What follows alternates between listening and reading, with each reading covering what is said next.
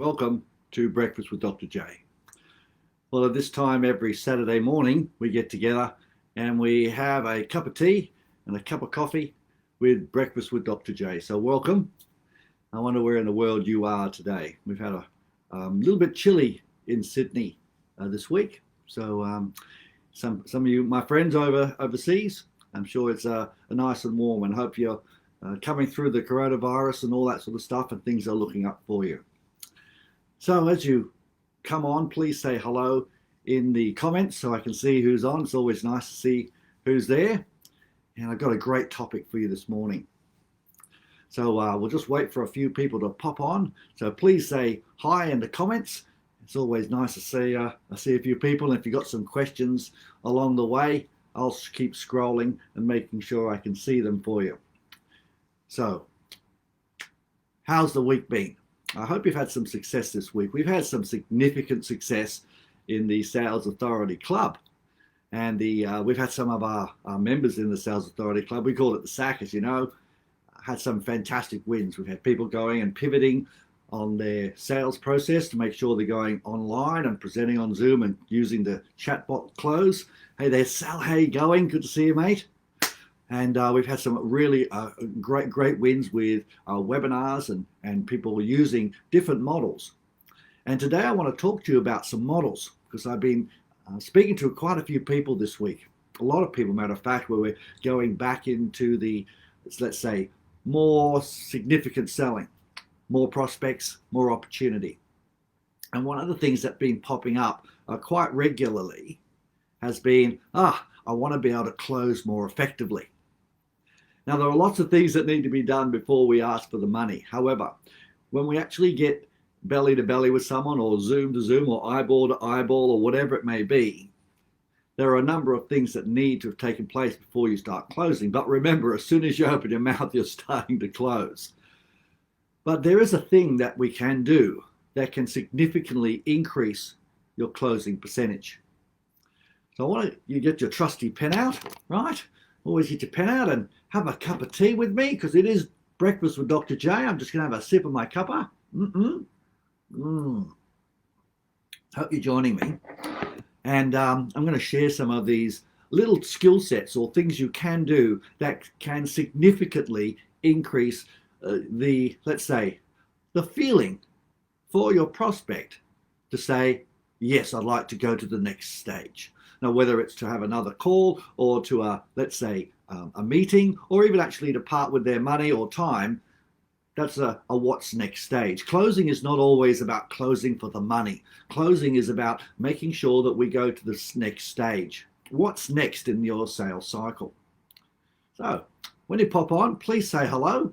Always good to see people popping in there. As I said, I'm not on the mobile phone, so I can't see any little thumbs come up or people pop up there, but it'll be great if you said hi in the comments, and we'll get cracking. So good morning. Today we're talking about something that I've been talking about with a number of our clients, and it's called a test closing, pre-closing, whatever you want to call it. And the art of test closing, testing the buying temperature, makes the process of selling so much easier. And I want to make sure I just give you some ideas or take you back to ABCs, always be closing, because if we have those processes in place, it's going to be easy to have a big decision at the end. Hi there, John. Thanks for joining us. All right. Okay. Well, you can actually watch a little bit later on down the track, mate. But thanks for joining me, mate. So test the temperature. Now, you wouldn't jump into a bath running hot water without putting your toe in there or your finger in there. You'd always want to make sure that you test something before you used it, if you've never used it before. Test closing exactly the same. If you're going to use a cream on you, so forth, and it's something you just bought off the shelf, you probably test it on your hand to make sure it doesn't have an allergic reaction. Test. If we don't test, how can we make a big decision at the end? So one of the big challenges is, A lot of salespeople just go through their process and they think, oh, I'll just go from this section to this section. And by the time we get to the end, the guy or girl's going to be wanting to buy my product and it's all good because I followed the process. Well, part of the process is testing the temperature.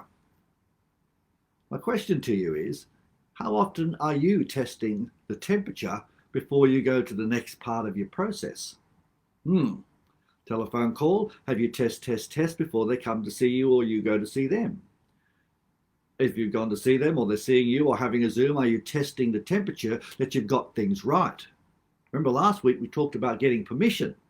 Today's a little different. Today's about, have I got the right topic? Am I on point?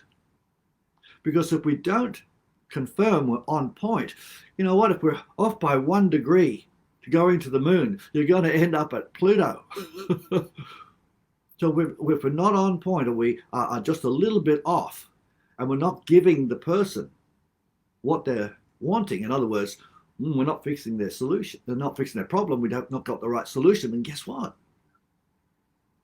The person's not going to make a decision. So please write a few things down. Stalls and no decisions come from a number of things. Number one, we've got to test the temperature a number of times before we get to a closing question. Test closing are small questions along the way that test the temperature. We need to say, is it a yes or is it a no? It doesn't matter if it's not a yes. And there's a little activity, I want to write this down. It's called an erroneous conclusion. An erroneous conclusion. This is a simple little skill set. When let's say you've told someone said they wanted to get 3 and it was the white ones, you say, okay, so that was 3 of the red ones. Is that right? They go, no, I wanted the white ones. Now, you only do this once or twice at most, otherwise you look like a dimwit. But it's an erroneous conclusion to say, hey, I've made an error and they've corrected you. All right, so we're going to get that delivery by around about June. No, I want it today.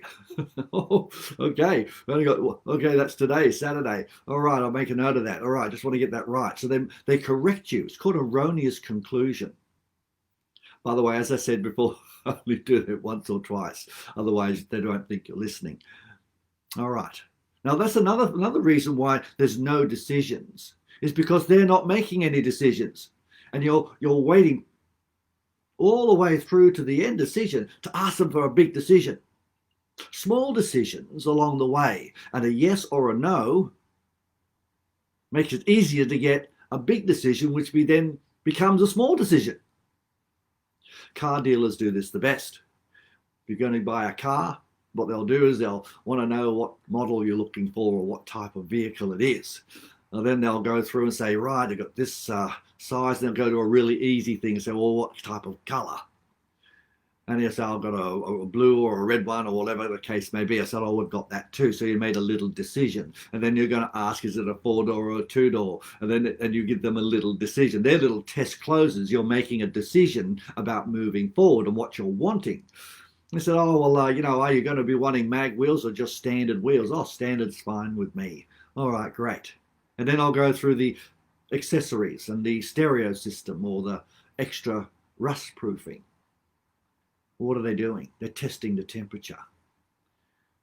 They're testing to see what you're looking for. And you're getting small decisions along the way. And they maybe throw an erroneous conclusion. Oh, so that was, what was that? A black one? No, I wanted a red. Oh, silly me. That'd have been a disaster. All of a sudden, a little decision along the way. Now, as you get to the big decision, which is the car, buying it, getting the finance, well, guess what? They've already asked the decision about making the car and the type you wanted. And if you had the money, and if you needed finance, they say, yeah, I need finance, or we can help you with that. So by the time it comes to make the big decision, it's only not another small decision. That's why test closing, testing the temperature along the way. Have I got it right? Makes a big difference. Now, as I said, it can test close. It doesn't always have to be yes. It can be a no. So I just want to make sure that you're not wanting this anymore. No. So have I got that right? We want to avoid that at all costs. Absolutely. So it's a no and then confirm. These are called test closes. How many are you using? Now, when they answer the question, or just as we did last week, I said, let me just write that down. So you write it down. So remember, small decisions along the way before you ask for a big decision makes a big difference. Now, some people go on to a thing I call motor mouth.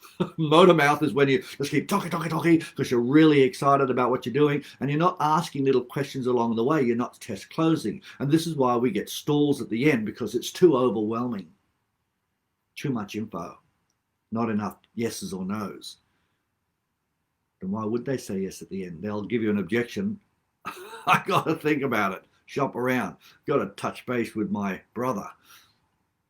Okay, so now you know why we get people stall or don't make a decision. The next point I want to cover with you, and I want to make sure that we discover why people don't buy, is there's a couple of little things. Write these things down. I think this is important to make sure you know what to do to fix it. The first thing is there's no agreements. Agreement doesn't have to be yes or no. A lot of people keep presenting their product or service, and they start presenting their products and service far too early. In other words, they haven't found a compelling reason. So while we go right back to what you go through when you find a compelling reason to buy, which is the avoidance of a discomfort or a worry or a pain, we have to get agreement that that is right. Sometimes we think we've got the right thing, and guess what? It's wrong. And then you're going in your big spiel about what they're going to do and what they're going to have, and it's the wrong product or service. It doesn't fit. If it doesn't fit, it's not going to work. Hi, Mish. How you going? Michelin, Zach, Queen, you superstar. Well done from last week. Terrific to have you on this morning. So all of the sudden, we actually go through and don't get these agreements. We don't get agreement on how long it's going to be. We don't have agreement that we are shown them, say, a simple process of what you're going to go through. We haven't got agreements that we've really hit the point, found the pain point or the frustration. We haven't got confirmation. That's a test close. Have I got it right? Is this right? You feed it back.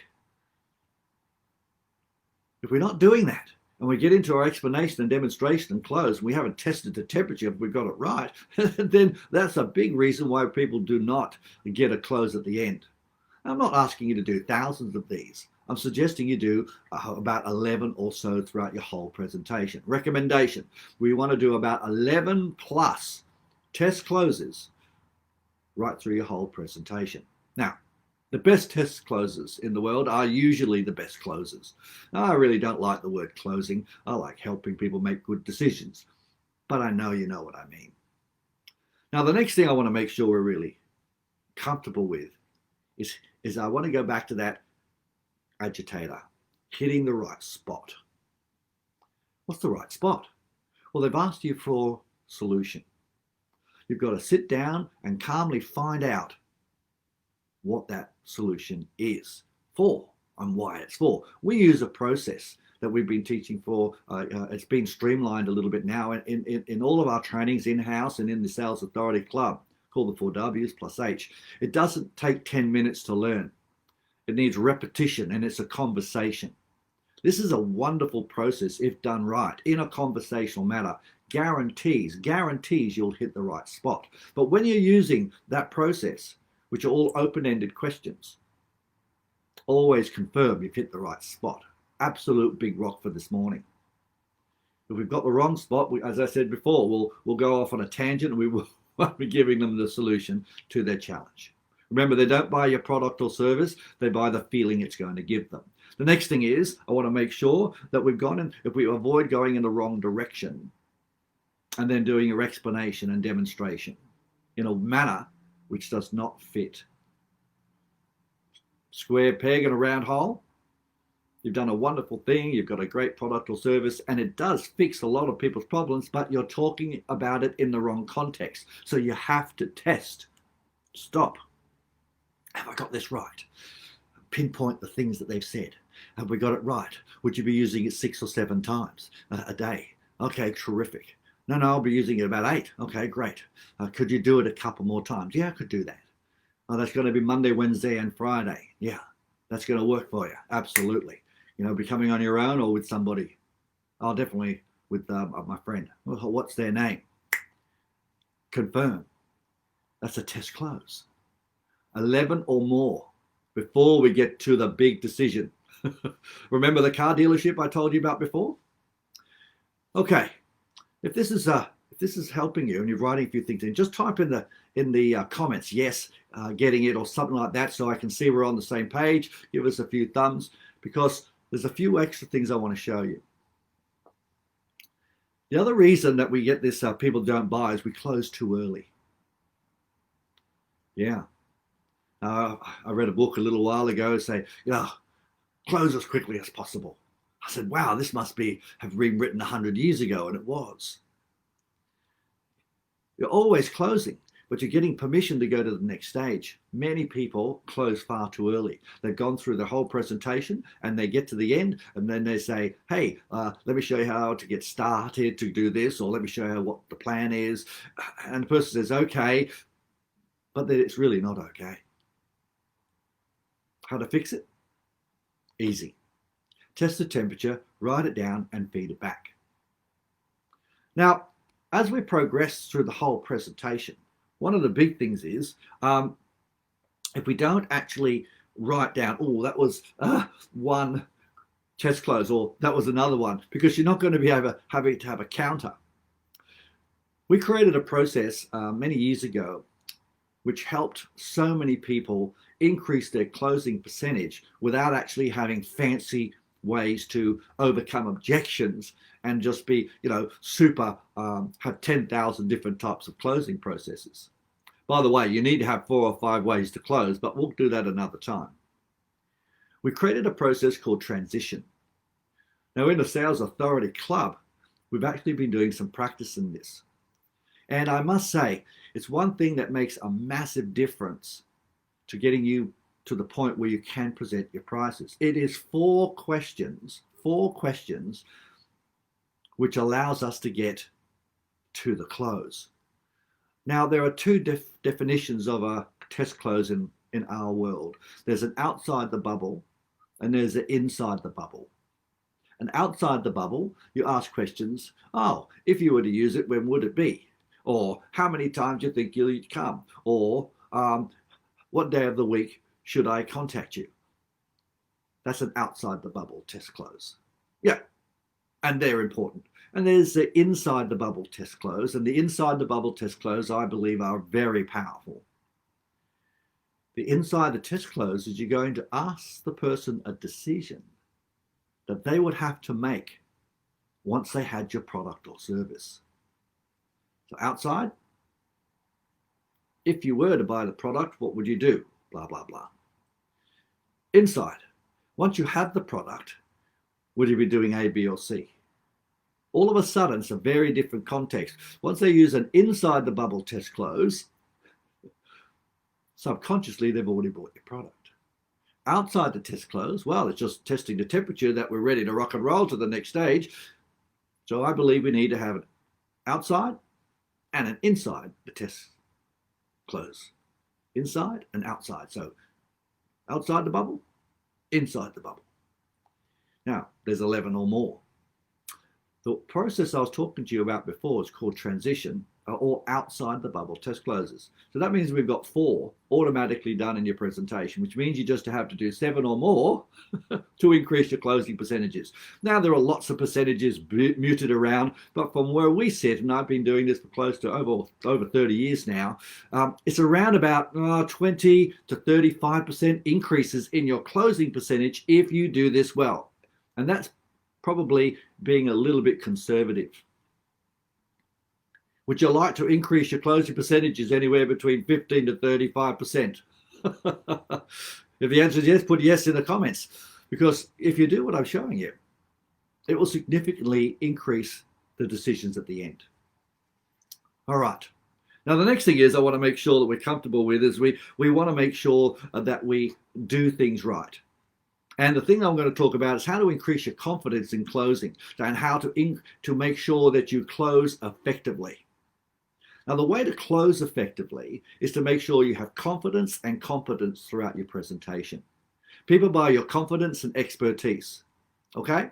People buy your confidence and expertise, not because you speak really fast and not breathe, not because you've got a beautiful smile. That helps at the beginning.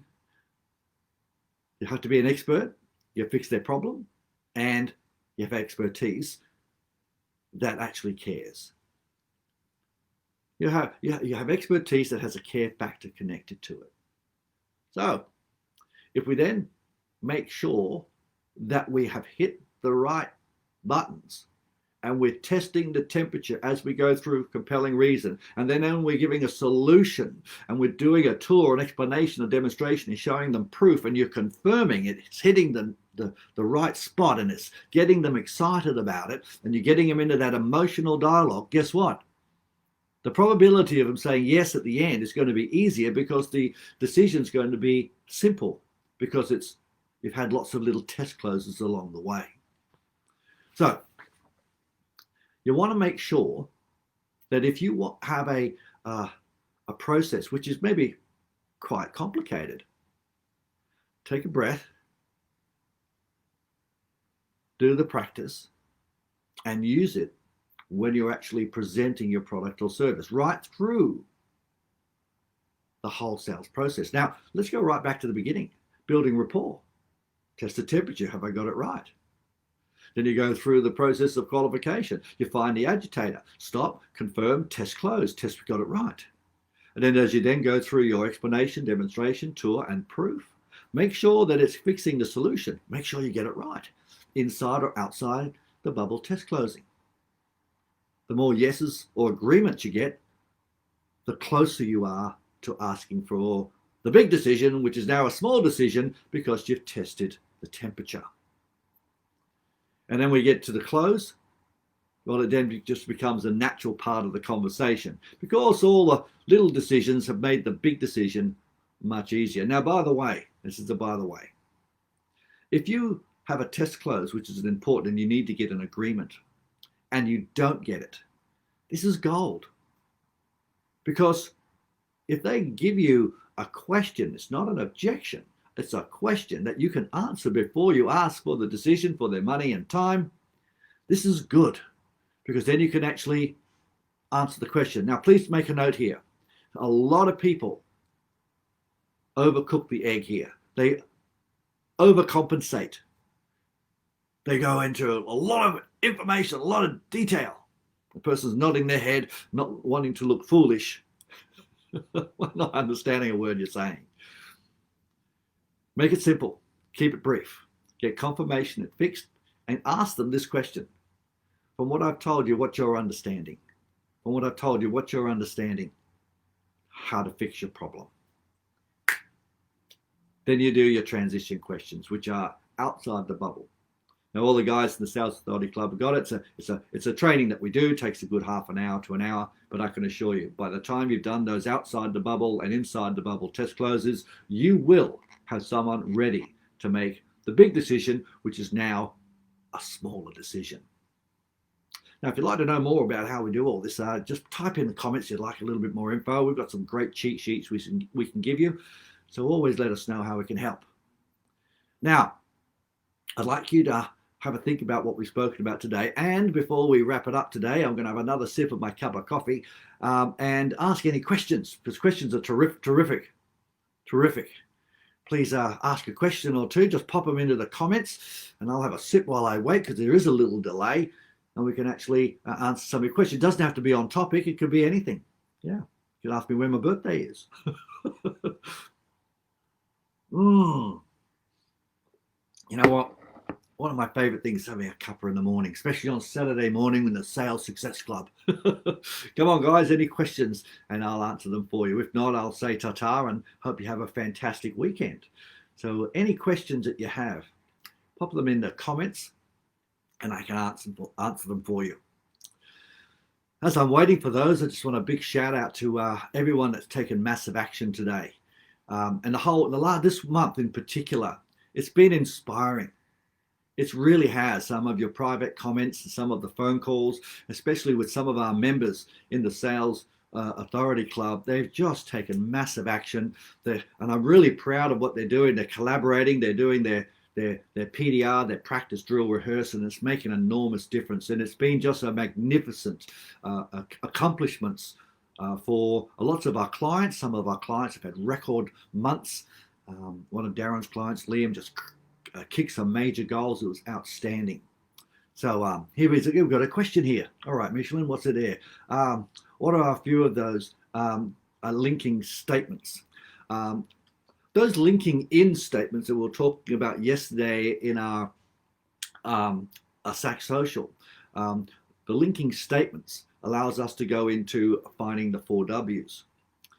Linking in links us in to get permission to present the 4 W's, which is a compelling argument.